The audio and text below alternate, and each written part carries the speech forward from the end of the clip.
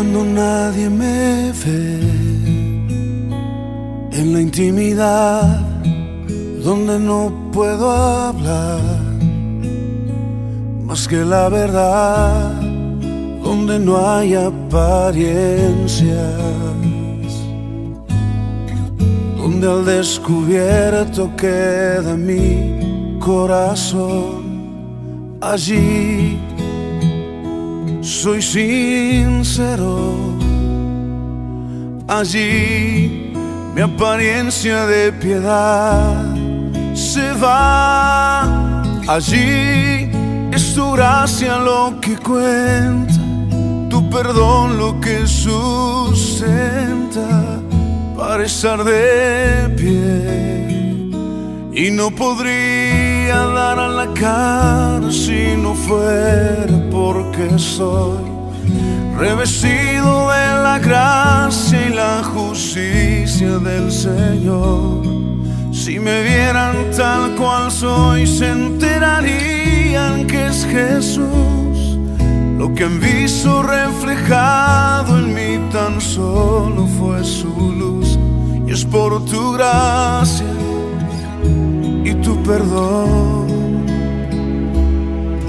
que podemos ser llamados instrumentos de tu amor.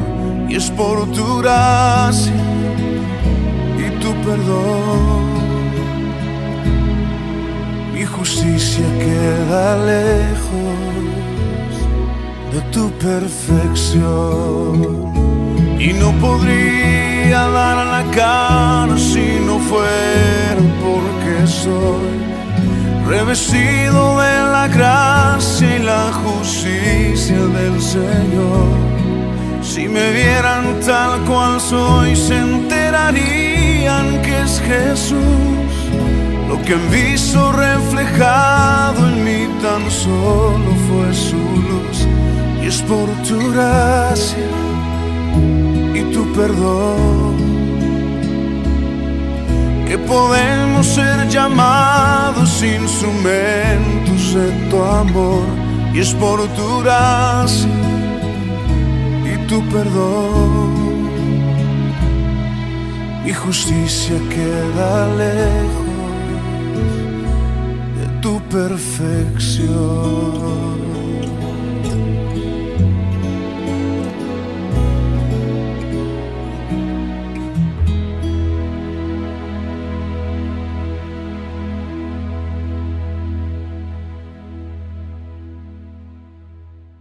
Hola a cada uno de ustedes. Gracias por tener la idea, la sensatez de repicarle a esta página para recibir este breve mensaje. Un mensaje de vida, un mensaje muy útil para tu vida práctica. Llegamos a las iglesias o de alguna manera llegamos a Dios por medio de alguna persona, de alguna circunstancia. Obviamente detrás de todo esto está el Señor tratando de acorralarnos para que lo conozcamos, tratando de acorralarnos para que creamos, para ser salvados. ¿Por qué? Porque lamentablemente la naturaleza humana rechaza el amor y la salvación del Señor, rechaza el poder de Dios. ¿Por qué? Porque no lo ve, porque no lo palpa, y el Señor ha dedicado mucho tiempo y de diferentes maneras para que el hombre le conozca, para que el hombre sepa de las intenciones del Señor, del amor del Señor. Ok, nos hemos convertido, hemos recibido a Jesús, eso es maravilloso, pero tal vez cuando alguien, es el caso de que se acerca a nosotros con una Biblia en la mano y nos dice que Jesús salva, que Jesús ama. Y ha habido casos de gente muy violenta, muy violenta. No tiene mucho que escuché de sus propios labios el testimonio del fundador, de uno de los fundadores de los Zetas, del cartel de los Zetas, picándole en el YouTube.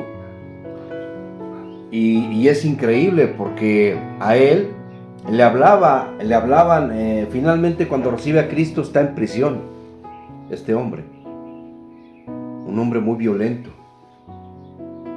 Y le dicen que Jesús lo amaba.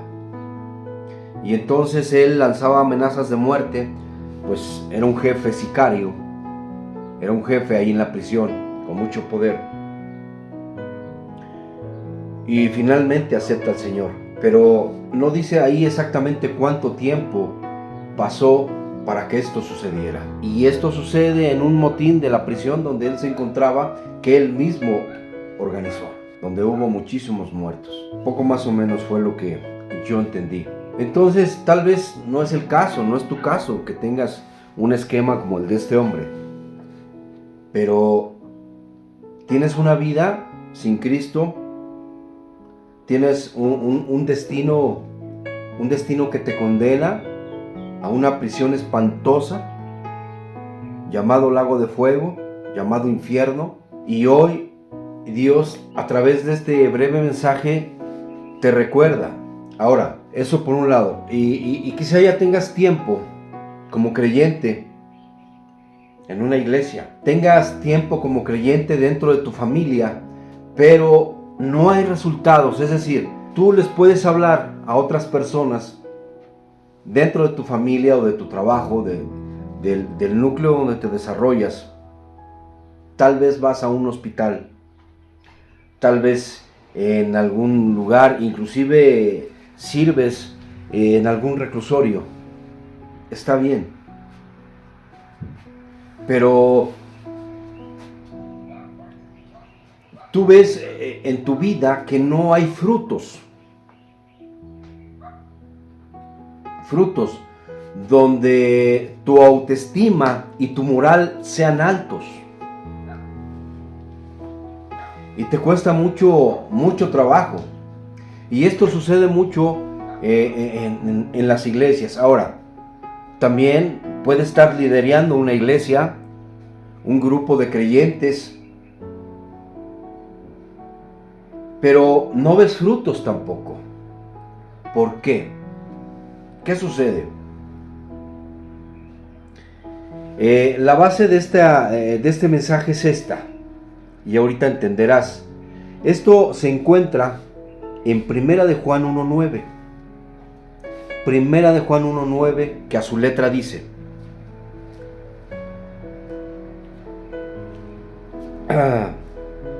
si confesamos nuestros pecados, Él es fiel y justo para perdonarnos nuestros pecados y limpiarnos de toda iniquidad. Lo voy a repetir. Si confesamos nuestros pecados, Él es fiel y justo para perdonarnos nuestros pecados y limpiarnos de toda iniquidad, de toda maldad. En otra versión así dice: y limpiarnos de toda maldad. Esa es la base. Pero dentro de este mismo versículo analizaremos a donde dice: si confesamos nuestros pecados. La primera parte de este texto. Pero tiene una consecuencia y una promesa: que te limpiará de toda maldad y te perdonará el Señor. Pero aquí hay un hecho muy importante: si confesamos nuestros pecados. Bien, ahora iremos a una parte del libro de Mateo, a una parte muy importante del libro de Mateo,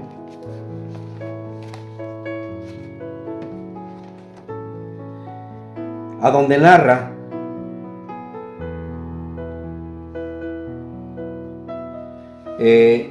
cuando Juan el Bautista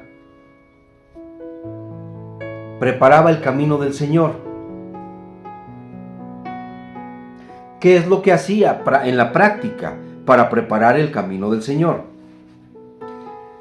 Bautizaba a la gente, pero también está escrito dice que la gente confesaba, iba y se bautizaba, venían de todas partes del país y de otros países. Allá en esas regiones, pues los países son chiquitos, ¿no?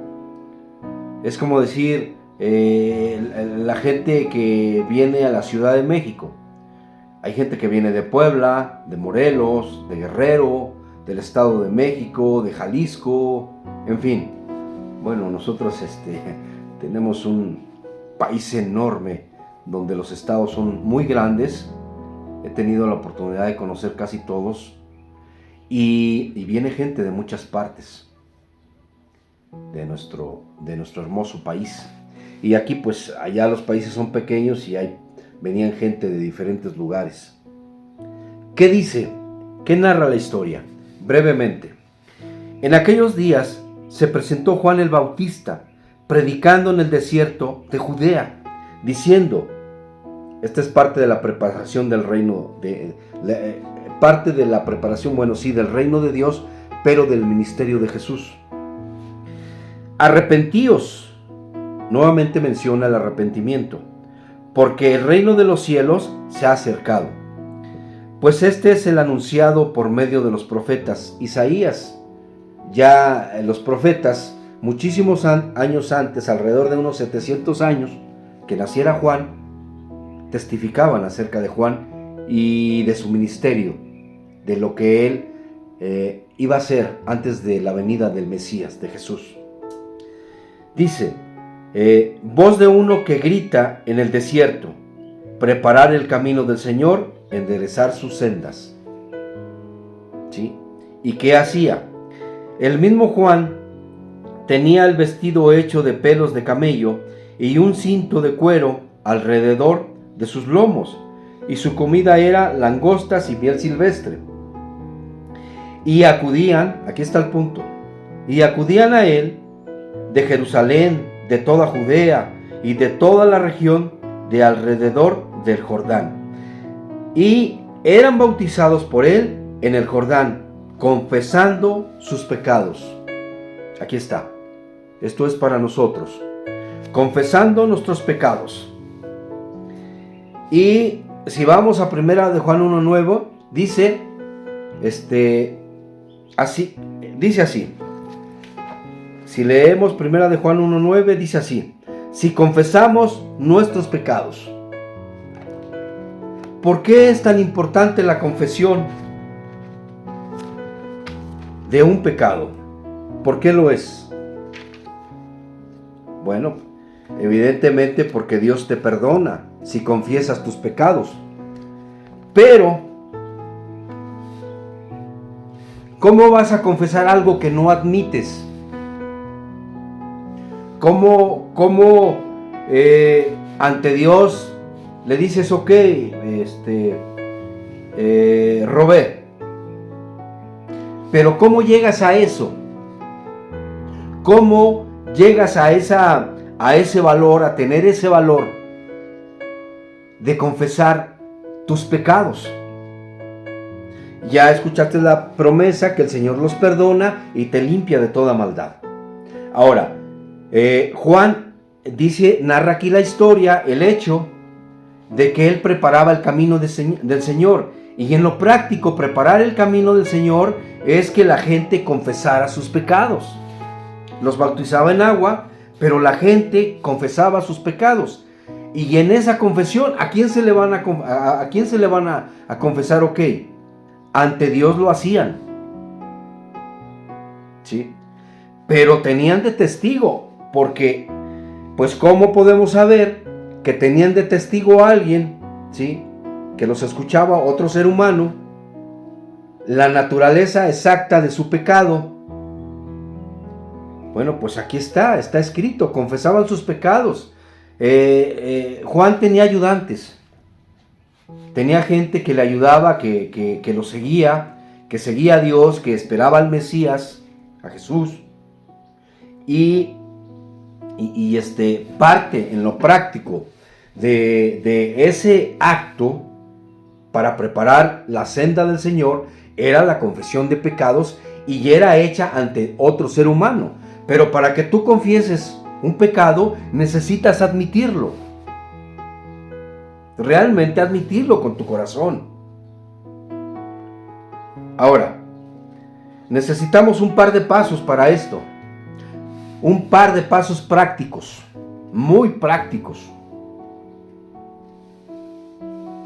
1. Es necesario que hagas un inventario moral de ti mismo. Es necesario que hagas un inventario moral de ti mismo. ¿Cómo lo puedo hacer? Puedes hacerlo por escrito.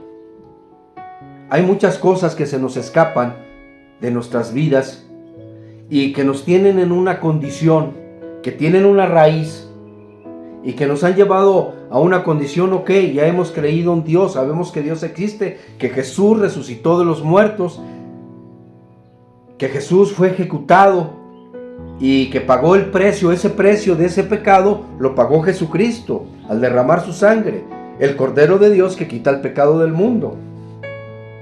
Y hemos creído que Jesús vive, que resucitó y que puede perdonar los pecados y que tiene el poder para perdonar los pecados aquí, que tiene poder en el cielo, tiene poder para sanar, Jesús, y que vive, que no es una fantasía. Y Jesús no es ninguna imagen. Las imágenes no hacen nada, absolutamente nada, no sirven más que para quemarlas en el fuego. Si son de madera o si son de metal, para darles un uso diferente, pero no sirven para adorar porque no tienen espíritu, no son nada, y es algo que Dios, el Padre, aborrece profundamente. Que tú te le hinques y le pidas a una imagen, tan destructiva es esta práctica. Ok, entonces el primer paso es un inventario moral, pero para ese inventario moral necesitas ser honesto. ¿Quieres progreso dentro de tu iglesia? ¿Quieres progreso dentro de tu familia? ¿Quieres progreso dentro de tu persona? ¿Quieres sentirte libre? ¿Quieres verdaderamente gozar de la libertad que promete Dios? Necesitas ser honesto para hacer este inventario. En lo práctico, toma una libreta y comienza. ¿Sí? Ok, te voy a dar 2 ejemplos de mi vida.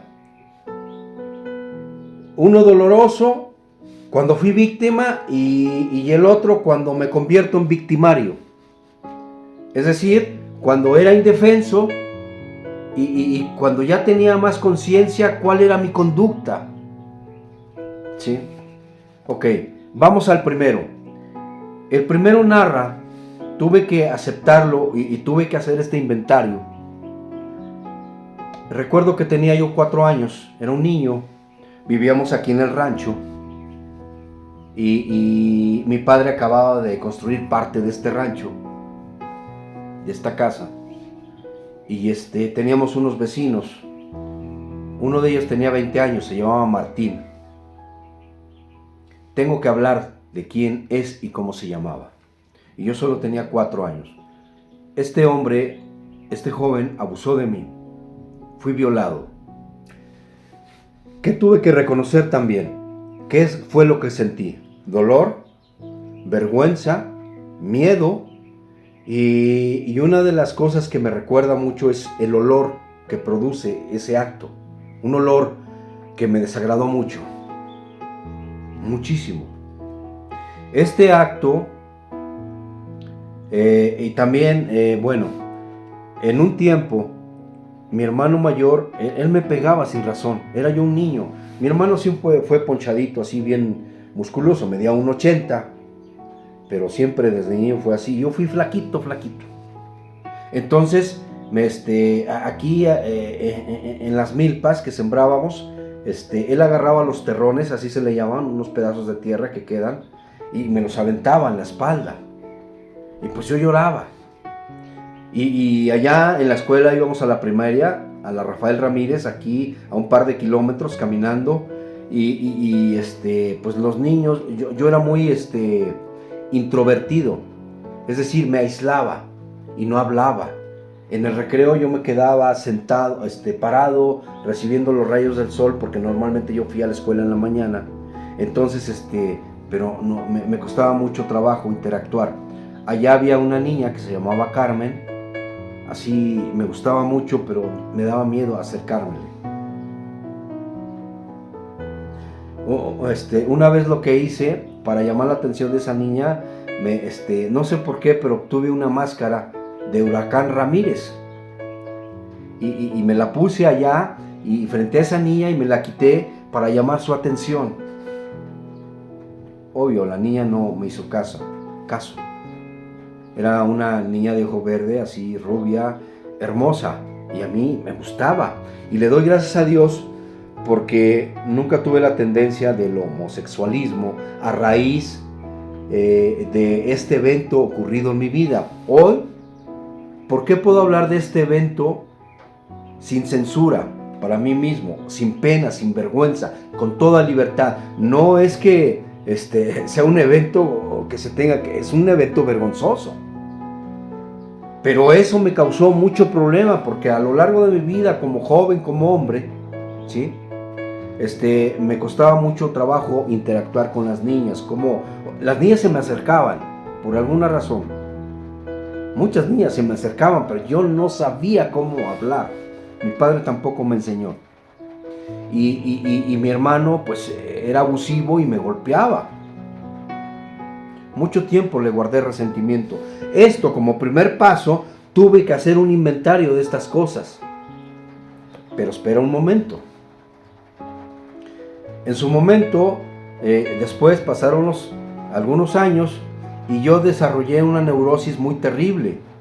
Y pues mamá nos llevaba a la iglesia. Yo hice la llamada primera comunión en la iglesia católica, pero cuando yo no encontraba un zapato o algo que yo no, agarraba y le decía al Dios que yo conocía, a un Cristo de madera o algo así, aunque yo como niño sabía que Dios me escuchaba.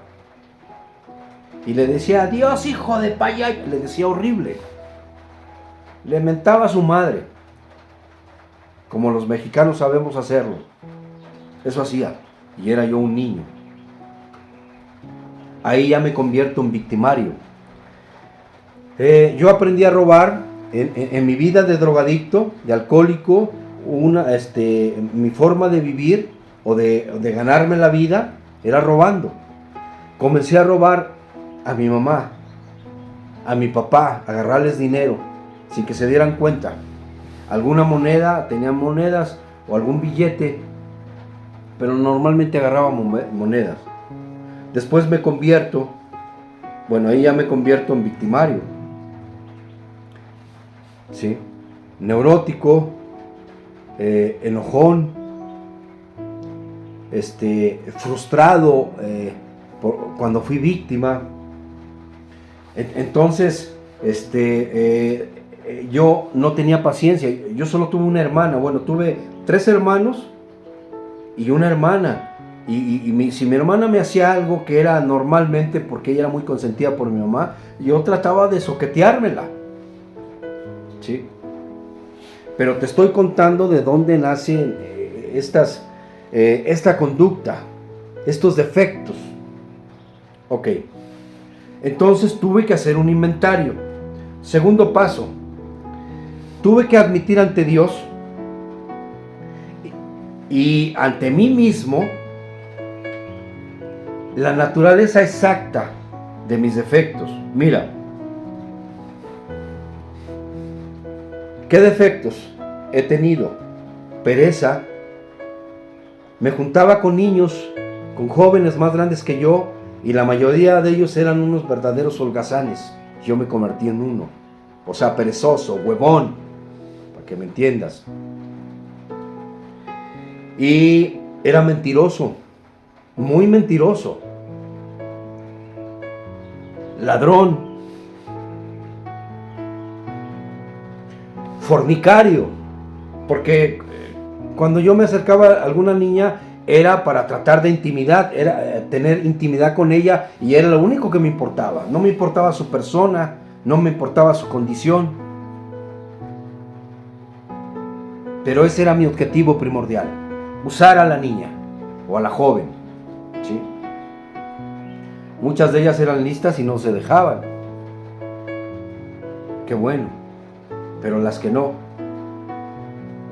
Ahora, era codicioso. Me convertí en un ladrón y yo pensé que al tener dinero iba a ser alguien que fuese importante. Me convertí en drogadicto desde los 10 años, hasta que tuve más de 20 años, 20 y tantos años. A los 12 estaba yo en un hospital psiquiátrico. Hoy no me da vergüenza decirlo, aunque es un punto que es doloroso, es duro. Duré un año en el hospital psiquiátrico, en el Fray Bernardino, en el área infantil. Tuve que aceptar esto. Locura. Entonces, ahora, fuertes resentimientos. Resentimientos con mi madre, resentimientos con mi hermano, resentimientos con la vida, resentimientos con quien yo le llamaba Dios, aunque no lo conocía. Lo que conocía, eso no era Dios. Entonces, tuve que admitirlo. Si vamos a los hechos de Juan, estos hechos donde bautizaba, dice: y eran bautizados por él en el Jordán, confesando sus pecados. ¿Quieres ser limpio? ¿Quieres librarte? Necesitas reconocerlos antes de confesarlos. Si no, no podrás confesarlos. Te sentarás, irás el domingo a la iglesia o el sábado o el día que tengas una predicación, o le picarás aquí a nuestra página de Adulam para escuchar estos mensajes en YouTube o en Facebook. Pero no progresas, no eres una mujer, un hombre libre, porque no reconoces. Tal vez fuiste víctima de algo. Ya te confesé de que fui víctima. Pero después también fui victimario. Me dedicaba a robar, a vender droga. Sacaba mi arma, asaltaba negocios, robaba coches, golpeaba, corría cuando la policía me seguía. Me peleaba con mi hermano a golpes. Siempre me ganó, me dejaba ensangrentado, pero no me importaba. Yo me rebelaba. Con mi madre me ponía unas santas golpizas, unas benditas golpizas, pero yo no entendía. Mira, yo le tenía más miedo a mi mamá que a la policía. Un día en la calle, porque yo me soqueteaba con los niños en la calle, me estaba yo agarrando, pero con todo, con un muchachillo de la misma edad, éramos jovencitos, y ya lo traía yo todo ensayado. A mí me decían el pata en el barrio, era el pata. Es que yo nací así, no nací de cabeza, y un tío mío así me puso, y después lo supo todo el barrio donde yo vivía, en fin, y yo era el pata. Entonces el pata se estaba agarrando con el niñito aquel, y de repente así, y había así muchos niños, muchos vecinos, y echando porras y dándonos ahí. Me agarré a soquetazos con el Socoyote, un muchachillo que me caía gordo, cachetón, prieto, pero estaba ponchadito, y yo estaba flaquito. Entonces de repente siento en la cabeza, con un metal, y golpes por aquí, y pues estaba yo así metido, y les empiezo a decir: no sean montoneros, uno por uno, yo me doy con el quien sea. Y en eso volteo y era mi mamá con un sartén. Mi mamá con un sartén. Pues tuve que correrle porque mi mamá no se medía. Mamá estaba fuerte, mi mamá siempre hizo mucho ejercicio, fue modelo de su juventud. Entonces mi mamá tenía unas fuerzas, y a correr. Ok, entonces tengo que admitir la naturaleza exacta. Tengo que hacer un inventario moral, pero honesto. Aquí incluye una cosa: honestidad. Si tú no eres honesto al confesar, amigo, no van a cambiar las cosas. Tal vez quieres dejar de beber y de drogarte, de dejar algunos esquemas, ¿sí? Quieres ser un hombre trabajador, pero no lo eres. No podrás hacerlo, no habrá ningún cambio si no aceptas tu verdadera condición, moralmente hablando. En la iglesia, en los grupos de la sociedad, en la familia, aunque la familia nos conoce, Queremos aparentar que no somos lo que dicen que somos, pero en realidad nuestros frutos son totalmente malos, muy malos, de tan malos que no se pueden comer, como dice la palabra. Ok, ahora, si yo admito ante Dios, en primer lugar, ¿sí? Como está aquí estos hombres venían y confesamos. Y primera de Juan 1:9 dice, si confesamos nuestros pecados, Él es fiel y justo para perdonar nuestros pecados y limpiarnos de toda maldad. No podrá limpiarte si tú no le confiesas honestamente y si tú no admites con honestidad tu condición, tu verdadera condición. Ahora, ¿cómo quieres recibir ayuda de Dios si tú no eres honesto?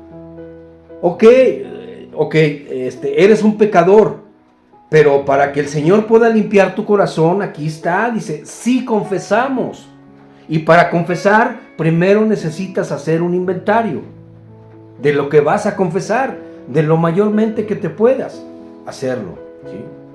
Ahora, si tú no estás limpio de tu corazón, de tu moral, amigo, ¿cómo quieres pedirle perdón tal vez a tu papá, tal vez a tu mamá? Ahora, yo nunca forcé a ninguna mujer, a ninguna joven, porque yo sabía el sentimiento que se produce. ¿Sí? Entonces, pero tal vez tú sí lo hiciste, abusaste tal vez de tu hermana, tal vez de tu prima, las induciste a que tuvieran sexo contigo, o tal vez manoseaste alguna pequeñita o algún pequeñito, ¿sí? De eso no quieres hablar. Muchas veces me hablas de los grandes éxitos que has tenido y de eso sí hablas, ¿sí? Con aquel orgullo, con aquella vanidad y con aquella soberbia de que tú eres chucha cuerera, ¿sí? Que te la sabes, volteas y al revés. Pero no me hablas de estas cosas, no confiesas estas cosas y no haces inventario de estas cosas. Ahora, ya eres creyente, ya sufriste, fuiste drogadicto, alcohólico, no sé, o no tuviste ningún problema con el alcohol y con la droga, pero te prostituiste en tu juventud. ¿Cómo quieres que el Señor te limpie si no reconoces aquello? ¿Cómo comenzaste? O abusaron de ti, después tú comenzaste a tener este esquema, esta práctica, y hasta que te convertiste en prostituta o en homosexual, o la cosa es que te vendiste por dinero. Y ahora eres demasiado perezoso, que también mujeres y hombres se venden por dinero, porque no quieres trabajar, no quieres ganarte la vida honestamente. Quieres ganarte, o sea, quieres el dinero fácil, entre comillas, porque lo que produce esa manera es muerte espiritual. Ahora, no quieres tener nada, saber nada de Dios. ¿Por qué? Porque tu padre jamás te habló de Él, ni tampoco fue el ejemplo, como el mío, para conocer al Señor, ya que el padre en la familia representa a Dios, es el representante, ¿sí? Y lo que hace el padre lo hace el hijo. Mi padre fue alcohólico, pero su padre fue alcohólico, ¿sí? Y resulta que papá decía,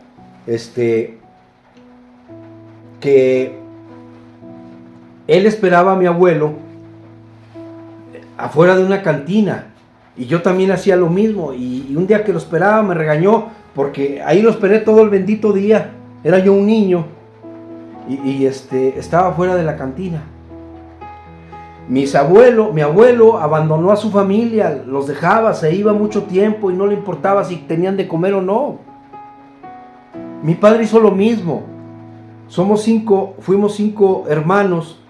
Mi padre se va cuando yo tengo 8 años, el mayor tenía 10 a lo mucho, y mi hermana menor tenía unos 6 años, el que le seguía tenía como 3 y el otro era un bebé y le importó un poquito. Ahora, espera, tengo que hacer parte de mi inventario estas cosas porque Mi papá era ingeniero, sabía 4 idiomas, trabajaba en megaindustrias como la Nestlé, en la ANDA, esa asociación de actores, y yo lo acompañé a algunas otras industrias. Y mi padre siempre de traje y todo, pero era un alcohólico desde su juventud, porque su padre fue un alcohólico y su padre no le enseñó. Y hoy tú estás aprendiendo esto que te estoy diciendo.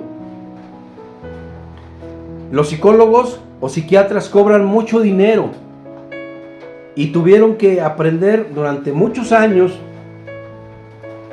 para conocer la conducta y la mente humana y por qué es tan destructiva y por qué tiene consecuencias tan destructivas. Se destruyen familias enteras, matrimonios. ¿Por qué los matrimonios se destruyen tan fácilmente? Una de las razones es porque no son honestos con sus vidas. Ok, ya son creyentes y todo, pero viven una guerra en su hogar. Se odian a muerte. Yo conozco creyentes. Me acuerdo de 2 creyentes de muchos años. Uno de ellos era profesor en la universidad en Estados Unidos y una gente, además era, creo que matemático, físico, y te hablaba de la Biblia y la numerología de la Biblia y aventaba unos rollísimos que yo decía, era yo joven, desde que era joven en la iglesia, y yo lo conocí desde jovencillo, y entonces, bueno, yo me convierto alrededor de los 22 años, entonces, wow, me sorprendía de la manera que hablaba, pero ahí te va, uno engañó a su mujer,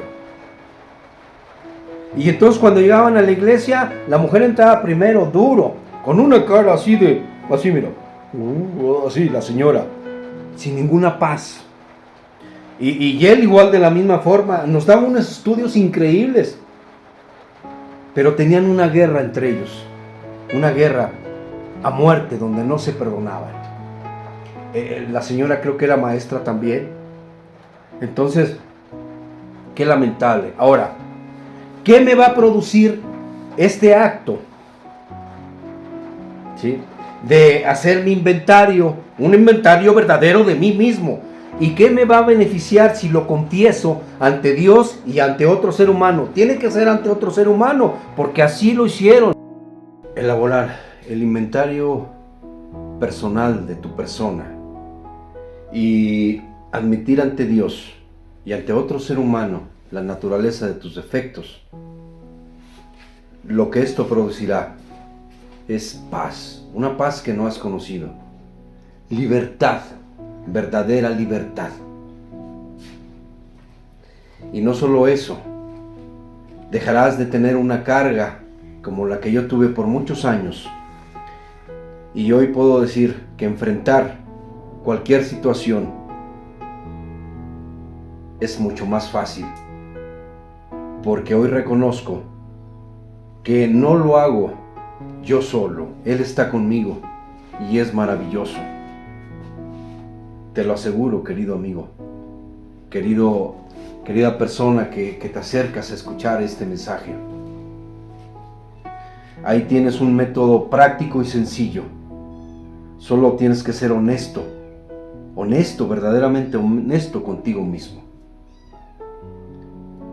Y bueno, pues con esto damos por terminado este mensaje y te agradezco que nos hayas dedicado un poquito de atención. Que Dios te bendiga. Muchas gracias.